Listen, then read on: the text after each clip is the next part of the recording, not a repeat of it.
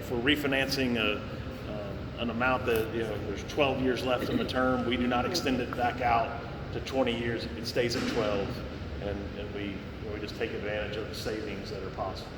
I have a question for you. Yes. Real quick. If this bond were to pass, with whatever bonds are outstanding, what would be the total debt of Conroe ISD with all bonds outstanding? Perfect question. Right here. So, thank you. Teed me up.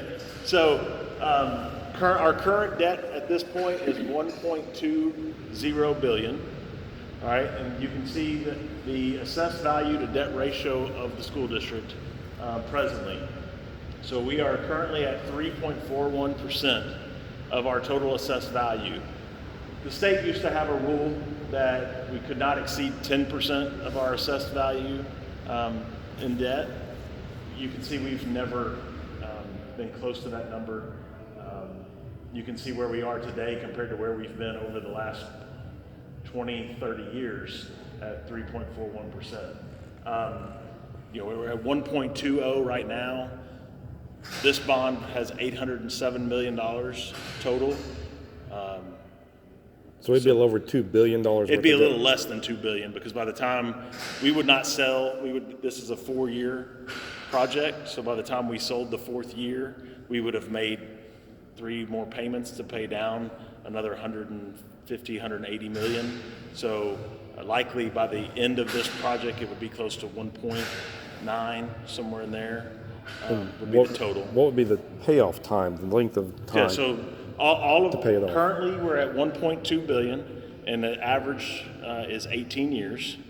And then all the new bonds that we do 25-year bonds. So that's anything we sold new would be at 25 years. So that's the practice that we've had. Some school districts do 40-year bonds. It's something that we've never done. 25 is the maximum that we've ever done. Texas Smart Schools is a program that was created by the state comptroller years ago. And what they do is they look at school districts kind of through 2 lenses. 1, your academic performance, and 2, your financial performance. And you can earn a total of 5 stars in this program. So you get 2.5 stars for your financials and 2.5 stars for your academics. Only 3 school districts out of the 1,100 total in the state have earned a perfect score in this system for all 9 years that it's been going on. We are one of those 3 school districts. So we take a lot of pride in that. And that, once again, that's an outside resource that looks at our performance. ERG is another group that does the same thing. They take the 200 largest school districts in the state, largest by student population, and they compare on the same idea, your academic performance and your financial performance. You can see that, to be the highest achieving in both, you would want to be in that upper right-hand corner, and you can see where we fall year after year, and then where we were this year as well on their standard. Now, I could have I could do 2 hours on academic slides and performance. If you'd like to see more of that, it's on our website. We just did a big academic report at our last board meeting. And once again, you could see the slide of, that tax rate slide where we were 17 cents below our peer districts, and you can see how we stack up test score wise to those districts. It's all there. But for this presentation, I choose to do just one slide, and this is the one, it's graduation rate. Because I think everything that we do, this is the focus. We want to graduate students, we want to graduate capable students that are ready to go out and be successful in the world. We're right at just a 10th off of our all-time high in graduation rate. And you're never satisfied unless that's 100, but we are performing well in graduation rate. So Chris, what are some other dimensions? I promised to dive into the 300-page survey, but graduation is huge. But what other dimensions are looked at to determine academic success? Well, so you have all your standardized test scores, from like your regular state assessments. And I guess my real question is, it seems like CISD continues to be a college prep pipeline, and the world has changed so tremendously in the last couple of years. Yeah, so they not only look at standardized test scores, they look at they'll look at your college entrance test scores too, but now increasingly in the world, they'll look at licensures. You know, how many students do you have going through a welding program and receiving certification? That's included when they assess the, you know, their performance of school districts as well. So there's a large matrix that And I gets, know that you're going to get to vocational training. Yes. So yeah, indeed, yeah, that'll be a part of the package as well. Yes, sir. So that leads us into this 2019 bond program and the planning that went into it. And we start by looking at our history. So you can go back. Our most recent package was in 2015. It was built as a 4-year package, and it was $487 million bond program. It was projected to have a 1 cent increase on the tax rate. The actual increase on the tax rate was 0 through that package. We'll talk a little bit more about what was included in that. Going all the way back to 2008, you can see a $527 million bond package in 2008. It was projected to have a 10-cent tax increase when it went to the voters. The actual tax increase that was realized through that program was 5.5 cents. And since then, it's actually decreased, if you see down there at the bottom. And then all the way back to 2004 was a $280 million package that went to the voters at over a 9-cent tax increase, and as a 2.7% increase that was realized. And you may question, like, why the difference? Why, you know, how can you say it's going to be 10 cents and then it's actually 5? Or we always model very conservatively. So when we model out assessed value change or any of those, we model them conservatively, and you know, and then if growth continues or growth speeds up, then that's where you see those changes come.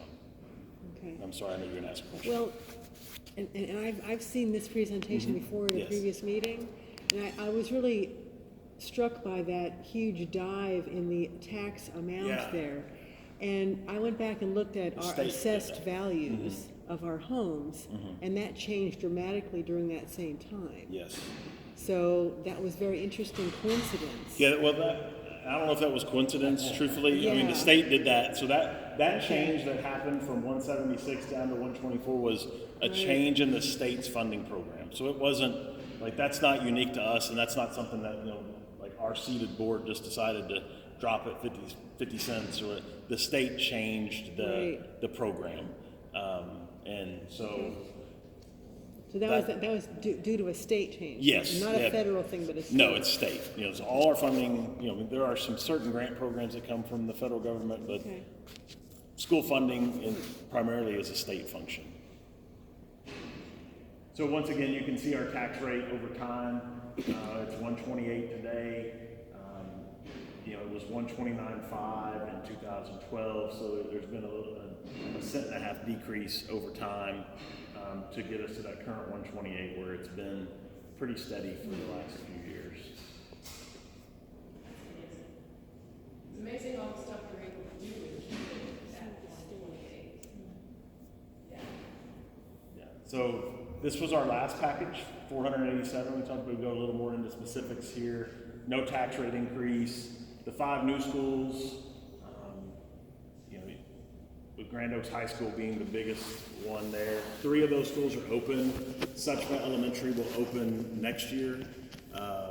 It's on 242 in the Harper's Preserve subdivision. And then Stockton Junior High will open the following year. It's under construction now as well. And it is up in Conroe, near the airport in Conroe.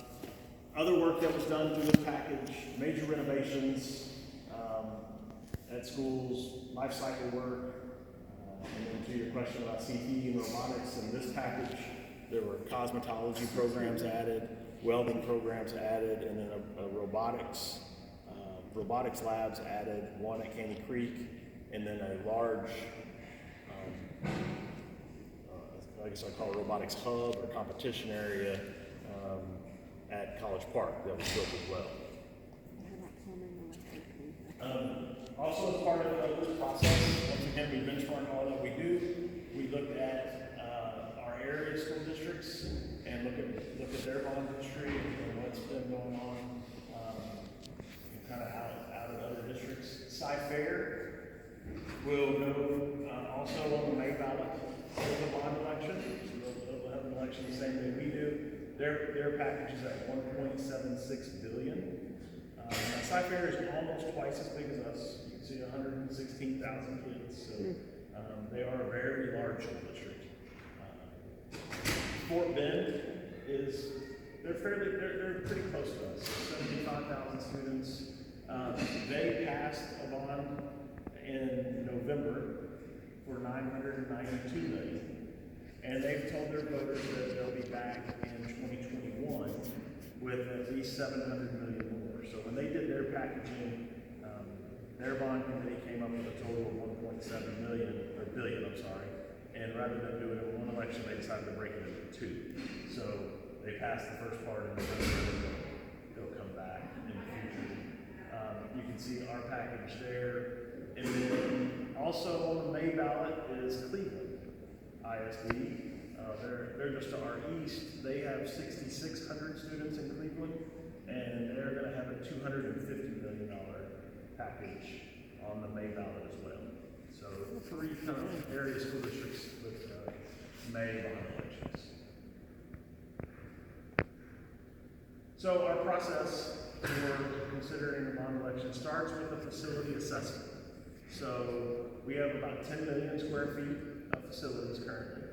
And so it starts with an assessment of all those facilities. What are the needs of the facilities? And you go out and look at all those facilities. We look at the demographic study that's completed. Tell us where growth will be and capacity issues. And then we look at programmatic needs. So to your point about perhaps career and technical education or other programs that may be needed, are there programmatic needs that are at buildings? We then seat a facility planning committee, and that is a group of citizens from all across the school district. You have some parents, you have some not parents, you have business leaders. There's 27 citizens. Stacy was a part of that process, and she can speak to you about that process if you have any questions. But we have them come in and they analyze a lot of data, and it's their job to try to help make a recommendation to the board as far as a future package. So at the first meeting, based on that needs assessment, facility assessment, demographic study, the first number that our committee saw was $1.4 billion in needs. Now, so their task was to bring that number, which was high, that's a large number, down to a more palatable number. That the committee worked and they made their recommendation to the board at $827.4 million. The board then took that package and they moved some projects, took some projects out, and they went to a package of $807 million. And that is the package that the voters on May 807. So now just to kind of break down for you what's included in that $807 million. First, new schools. So demographic study drives new schools. Be a new elementary in the Conroe feeder, an additional new elementary in the Grand Oaks feeder, a new elementary in the Caney Creek feeder, and then a new junior high in the Caney Creek feeder, which would actually be a replacement for the current junior high. And with a larger capacity. So that campus would move into a new building, and then the current junior high would become an intermediate school, which is what it started as. It started as an intermediate school. We converted it to a junior high, we go back to an intermediate school for that feeder zone. The next piece is growth and sustainability. This is campus additions. Many of these are focused on safety as well. You start at Conroe High School. This is a master plan phase 2. Phase 1 was done in the first package. Conroe High School currently is made up of 6 buildings, 6 separate buildings at Conroe High School. This plan would take that 60-year-old facility and extend its life out another 60 years, but also bring that entire campus under one roof. So there would not be separate buildings anymore. At the Woodlands High School, there would also be additions to the Woodlands High School. Once again, bring students out of portable buildings and under one roof into the main building. With the Woodlands High School, although it still seems like it's a new school, it's not. It's 25 years old, and so there are some facilities, science facilities, robotics tech facilities that they didn't exist when we built that building 25 years ago, and now those things are needed in that building as well. And then classroom addition at College Park, once again, increase interior capacity, reduce the use of portables at that building. Oak Ridge High School overhaul. Oak Ridge High School is now our second oldest high school. This is primarily a mechanical overhaul of that building. It would include some beautification, just as the work is done, but it is primarily focused on being a functional overhaul. An addition at York Junior High, which is down in Grand Oaks Feeder. That is an area where there was conversation about do we build a second junior high there, or do we add on to New York. The prospect of building a second junior high would have been an $80 to $85 million prospect. The addition there is, I think, $17 million, so it's quite a difference between that. And then Cambridge Creek High School is growing. It's going to be a 6A high school in the next 3 years, likely, and they need some infrastructure there to help bring their facilities up to make them equitable with our other 6A high schools. Safety and security, this is an annual expenditure. We have a seated safety committee that has been meeting for years. Safety is not something that we just started talking about. We've been talking about safety for many years and been investing in safety. If you've been in a building lately, you've seen the change. Schools are very different today than they were. Now you got to get buzzed into the front door, then you have to get buzzed into the front office. It's a layer.